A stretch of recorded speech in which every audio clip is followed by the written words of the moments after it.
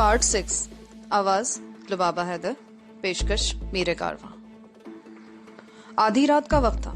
हर तरफ खामोशी थी। कई भिक्षु फर्श पर सो रहे थे। गेट के अंदर की तरफ एक बल्ब जल रहा था जिसकी मध्यम सी रोशनी चारों तरफ बिखरी हुई थी। कौन हो तुम लोग और इस हरकत का मतलब क्या है? मैंने अपने साथ बैठे हुए भिक्षु की तरफ देखते हुए चीनी जुबान में कहा, तुम दोनों उठकर खामोशी से हमारे साथ चल पड़ो। अगर कोई गड़बड़ करने की कोशिश की ना तो गोलियों से भून दिए जाओगे। उस भिक्षु ने गुर्राते हुए कहा। मैंने जानकी की तरफ देखा और उसे इशारा करता हुआ उठ गया। मैं अगर चाहता तो यहाँ पर हंगामा खड़ा कर सकता था, लेकिन मसला जानकी का था। अगर यहाँ भिक्षुओं को पता चल जाता कि जानकी मर्द नहीं औरत है तो वो लोग हमें मारने पर तुल जाते। हमारी बात कोई न सुनता कि यह स्वांग महज तहफ़्फ़ुज़ के लिए भरा गया है। ये तसव्वुर कर लिया जाता कि ये भेस हमने अपना कोई मकसद हासिल करने के लिए बदला है। हम दोनों उठकर गेट की तरफ चलने लगे। वो दोनों भिक्षु हमारे दाएं बाएं थे और उन्होंने हमें पिस्तौलों की जद पर ले रखा था। मेरा थैला भी एक भिक्षु ने ले लिया था। खानका के सामने वाली गली उस वक्त सुनसान थी। हम उन दोनों के बीच में चलते रहे। गली के मोड़ पर एक बंद वैन खड़ी थी। जैसे ही हम करीब पहुंचे, वैन का स्लाइडिंग डोर खुल गया। चलो अंदर बैठो। मेरे साथ वाले भिक्षु ने मुझे धक्का दिया। मैं वैन में बैठ गया। मेरे सामने जानकी और उसके साथ एक भिक्षु बैठ गया। दूसरा भिक्षु दूसरी तरफ से आकर मेरे साथ बैठ गया। हम उन दोनों के दरमियान सैंडविच बनकर रह गए थे और पिस्तौल एक बार फिर हमारे पहलुओं से लग गए थे। स्टीयरिंग के सामने एक आदमी पहले से मौजूद था।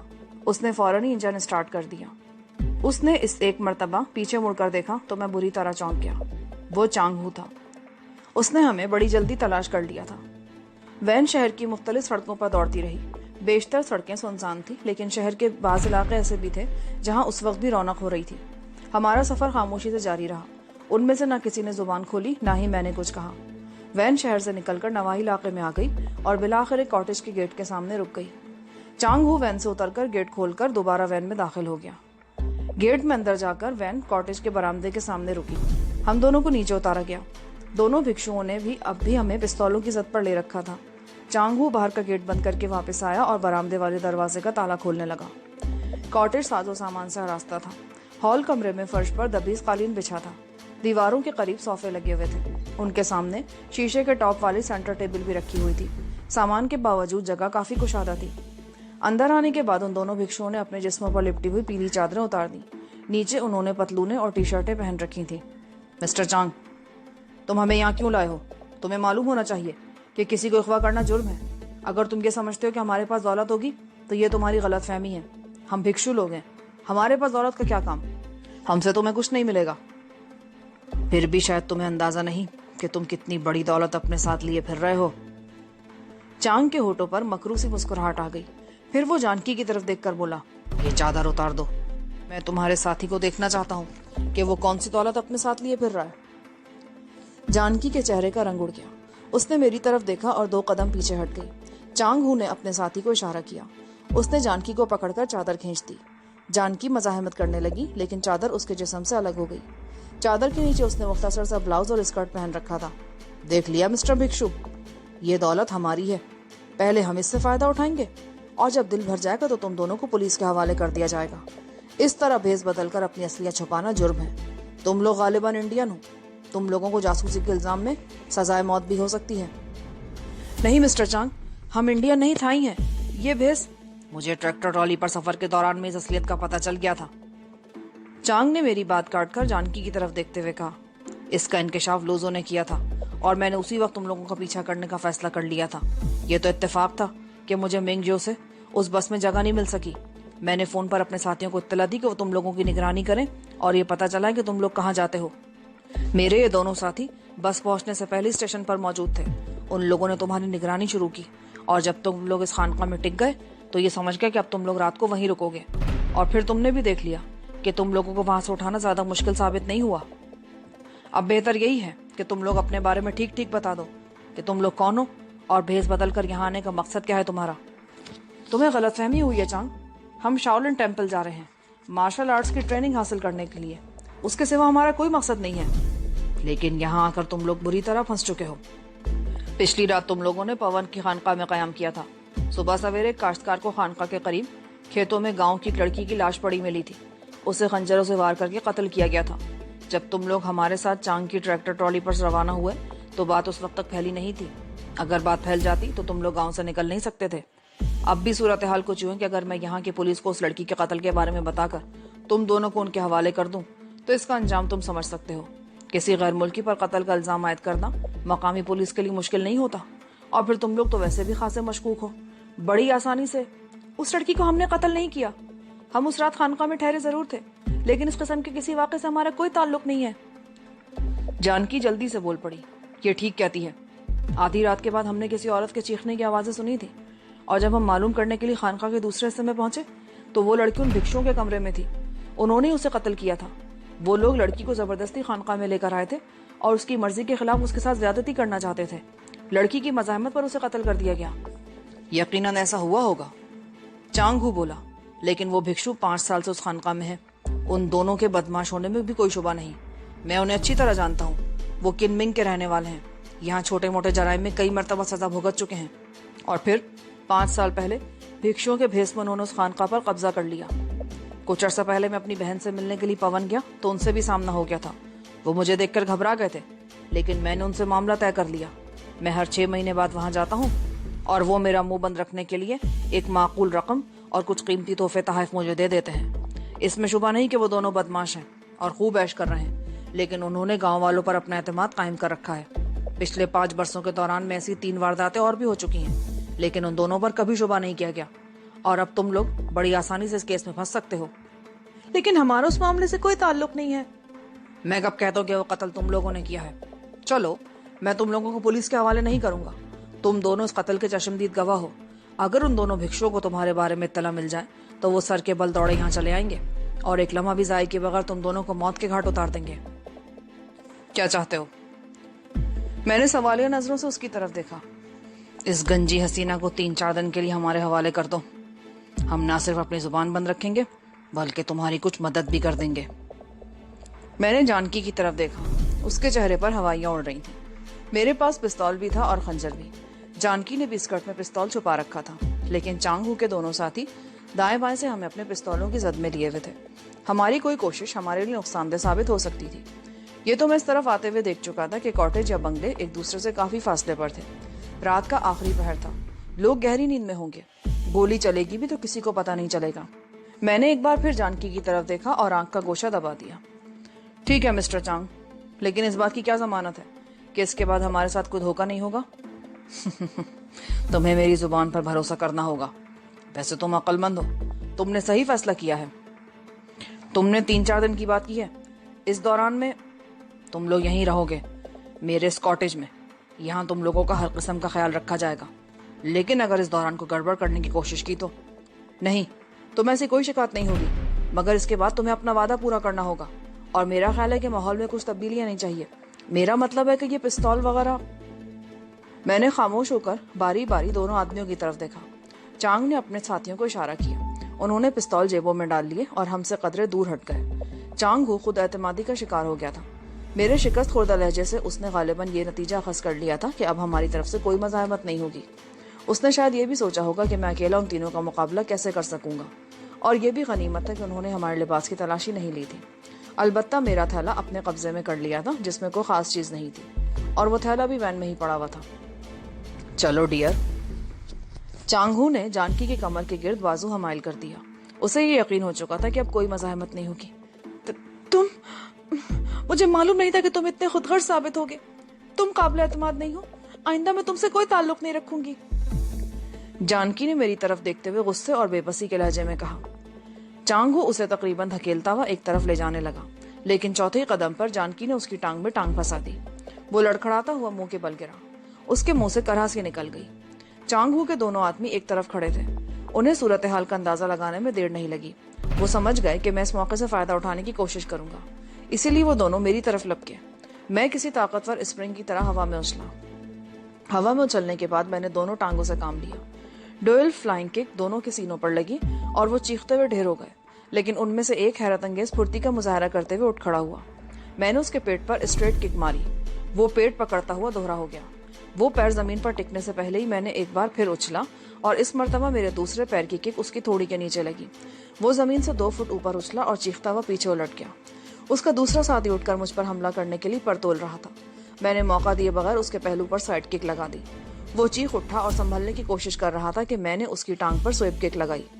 انگوٹھے کی طرف سے میرے پیر کا بلیڈ اس کی پنڈلی کے پچھلی طرف لگا۔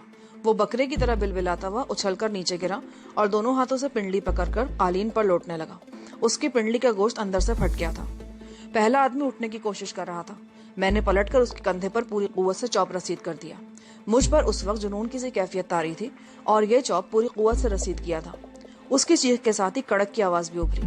اس کے کندھے کی ہڈی ٹوٹ گئی تھی اور وہ بھی اپنے ساتھی کی طرح قالین پر لوٹنے لگا۔ جانکی کی چیخ سن کر میں تیزی سے اس کی طرف مڑا۔ جانکی چانگھو کی گرفت میں آ چکی تھی۔ وہ جانکی کا گلا دبانے کی کوشش کر رہا تھا۔ میں نے لپک کر چانگ کو ٹانگوں سے پکڑ لیا اور اسے اوپر اٹھاتا چلا گیا۔ میں نے اسے بالکل الٹا کر دیا، لیکن جانکی کا گلا اب بھی اس کی گرفت میں تھا۔ میں نے اس کے پیٹ پر گھٹنے سے ٹھوکر ماری۔ اس نے جانکی کا گلا چھوڑا۔ جانکی سیدھی ہو کر اپنا گلا سہلانے لگی۔ میں چانگ کو ابھی تک ٹانگوں سے پکڑے الٹا لٹکایا ہوا تھا۔ جانکی نے اس کے پیٹ میں زوردار ٹھوکر ماری۔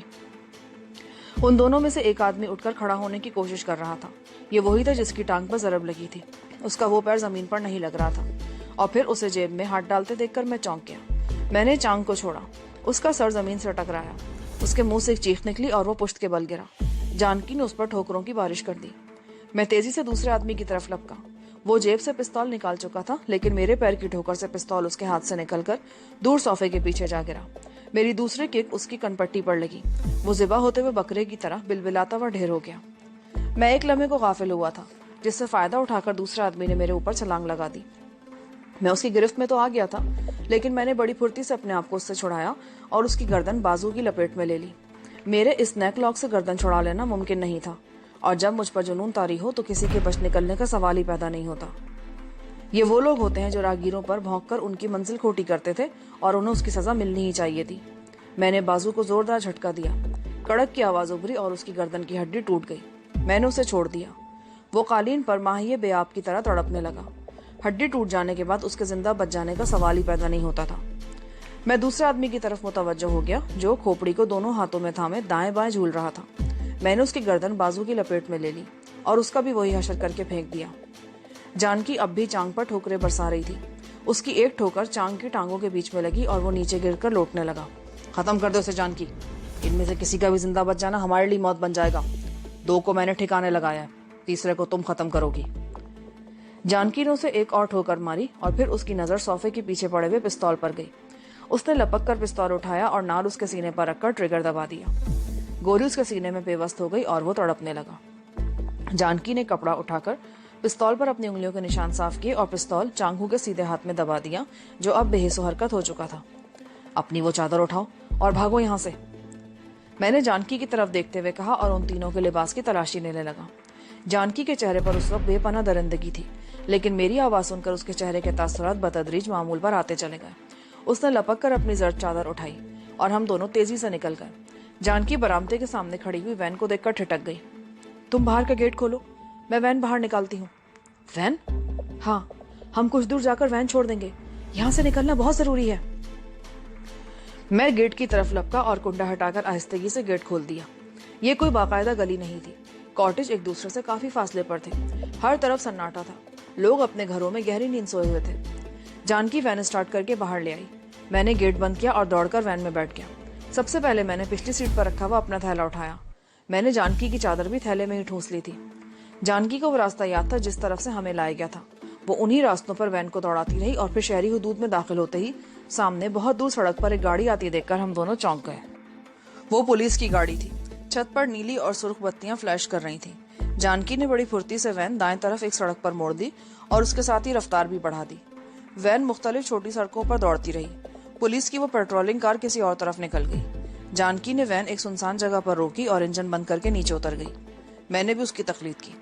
آگے وین پر جانا مناسب نہیں ہوگا، لاؤ وہ چادر مجھے دے دو۔ میں نے تھیلے میں سے زرد رنگ کی وہ لمبی سی چادر جانکی کو دی۔ ہم درختوں کے پیچھے کچھ اور تاریکی میں چلے گئے۔ جانکی نے وہ چادر لپیٹ لی اور ہم سڑک کے کنارے تاریکی میں چلنے لگے۔ وہاں سے تقریباً 1.5 میل نکل کر آنے کے بعد ہم ایک پارک میں گھس گئے۔ کنکریٹ کے ایک بینچ پر کوئی آدمی سو رہا تھا۔ ہم آگے بڑھتے چلے گئے۔ ہم نے کئی آدمیوں کو پارک میں سوتے دیکھا تھا۔ کنمنگ لاکھوں کی آبادی پر مشتمل ایک بڑا شہر تھا۔ یہاں بھی دوسرے بڑے شہروں کی طرح بے روزگاری اور رہائش جیسے مسائل موجود تھے۔ غالباً یہ وہ لوگ تھے جو دن میں مزدوری کرتے تھے یا روزگار کی تلاش میں گھومتے رہتے تھے۔ اور رات کو پارکوں اور ایسی جگہوں پر سو جاتے تھے۔ ان میں کتنے ہی ایسے ہوں گے جنہیں رات کو پیٹ بھر کر کھانا بھی نصیب نہیں ہوا ہوگا۔ ایک خالی بینچ دیکھ کر ہم بھی وہاں بیٹھ گئے۔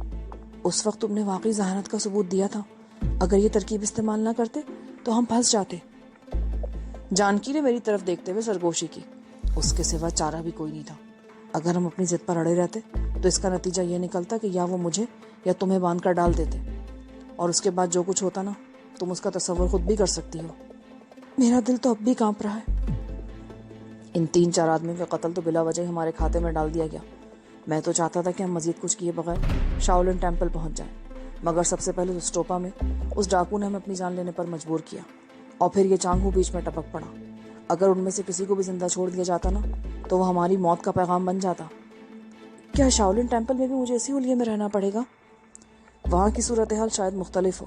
شاولن ٹیمپل خانقاہ تو برائے نام ہی رہ گئی ہے، وہ مارشل آرٹ کا بہت بڑا مرکز بن گئی ہے۔ مارشل آرٹس کے شیدائی ٹریننگ حاصل کرنے کے لیے دنیا بھر سے وہاں آتے ہیں۔ وہاں بڑے بڑے ماسٹرز موجود ہیں۔ مہاراج نے بھی کچھ عرصہ وہیں سے تربیت حاصل کی، اور وہاں لڑکیاں بھی آتی ہیں۔ اس لیے میرا خیال ہے کہ وہاں تمہیں اس چادر سے نجات مل جائے گی۔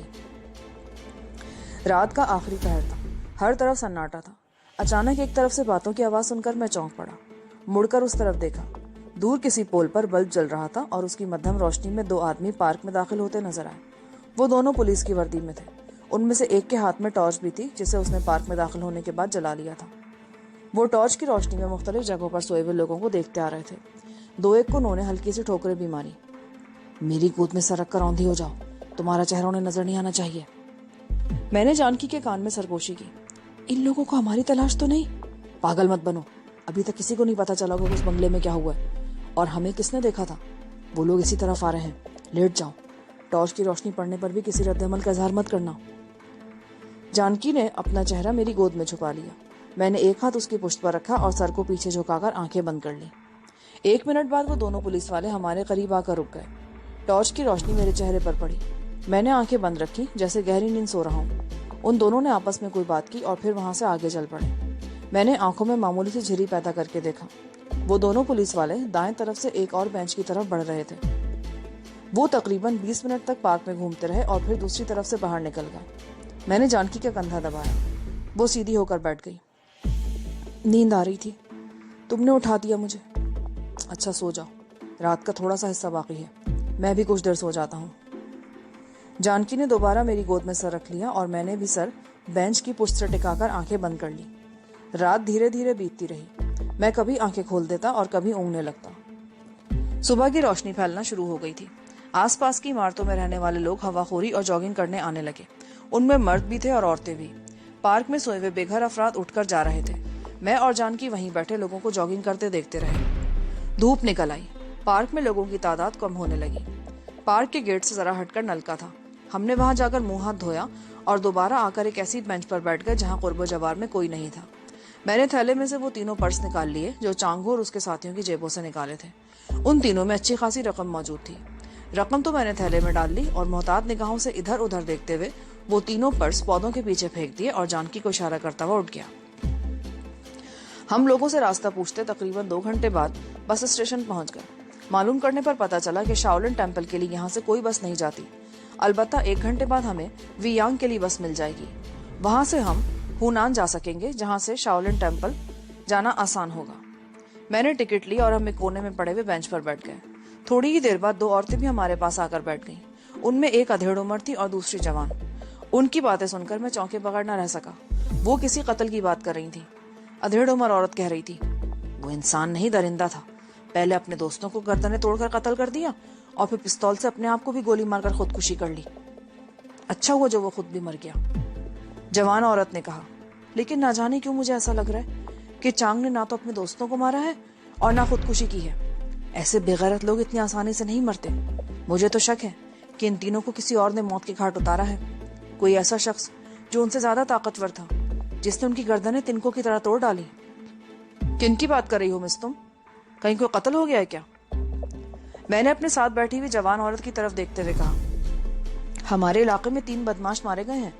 پولیس کا خیال ہے ان میں سے ایک نے پہلے اپنے 2 ساتھیوں کو قتل کیا اور پھر خودکشی کر لی۔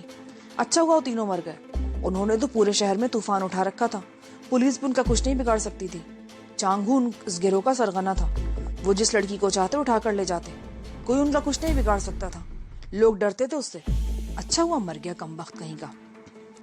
लोग लॉर्ड बुद्धा का शांति का पैगाम भूल गए हैं, खराबियां तो पैदा होंगी। मैंने कहा। उन औरतों की बातों से इंकिशाफ हुआ कि वो भी इसी इलाके की रहने वाली थी जहां तहरे कत्ल की ये वारदात हुई थी। जवान औरत खासी हसीन थी। उसकी बातों से मैंने ये अंदाजा भी लगाया कि वो भी चांग के हाथों चोट खा चुकी है। कत्ल की उस वारदात का इंकिशाफ सुबह 7 बजे हुआ था, जब चांग का एक और गुर्गा उससे मिलने के लिए आया। उसने पुलिस को इत्तला दी और पुलिस ने फौरी तौर पर यह नतीजा खस किया कि रात को चांग का अपने आदमियों से किसी बात पर झगड़ा हुआ। उनमें जोरदार किस्म की लड़ाई हुई और वो दोनों चांग के हाथों मारे गए और फिर चांग ने खुदकुशी कर ली। लेकिन मेरे ख्याल में पुलिस इतनी बेवकूफ नहीं हो सकती। हो सकता है फौरी तौर पर नतीजा खस कर लिया गया हो, लेकिन असल बात तो इंक्वायरी के बाद ही सामने आएगी कि चांगहू ने खुदकुशी नहीं की, बल्कि उसे भी कत्ल किया गया था। लेकिन बहरहाल मुझे उससे कोई गर्ज नहीं थी कि पुलिस इस मामले को किस तरह हैंडल करती है। वो दोनों औरतें भी वियांग जा रही थी और उन्होंने भी अपने टिकट ले लिए थे। अधेड़ उम्र औरत करीबी स्टॉल से खाने पीने की कुछ चीजें ले आई थी और उसमें हमारा हिस्सा भी था। मैं तो उन औरतों से बातें करता रहा, लेकिन जानकी खामोशी रही। बस स्टेशन पर बड़ा रश था।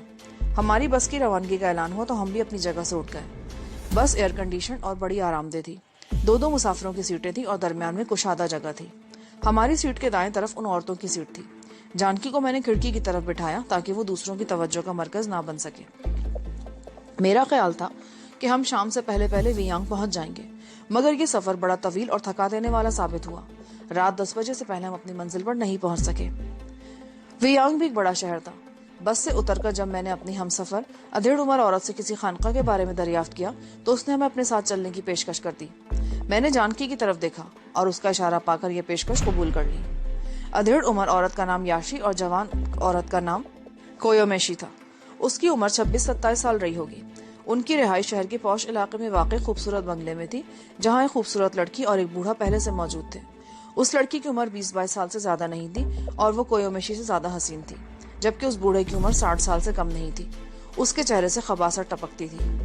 वो खबीस बुढ़ा कोयोमेशी का चचा था। वो इस बात पर सख्त बरहम था कि वो हम लोगों को अपने साथ क्यों लेकर आई थी। इसका इंकिशाफ तो बाद में हुआ कि कोयोमेशी का चचा औरतों का धंधा करता था। वो शहर के बड़े लोगों को शराब और औरतें सप्लाई करता और उसकी जवान और खूबसूरत बेटी भी उसकी आमदनी का जरिया थी। लेकिन हमारी वजह से कम से कम एक रात के लिए उसका कारोबार ठप हो गया था।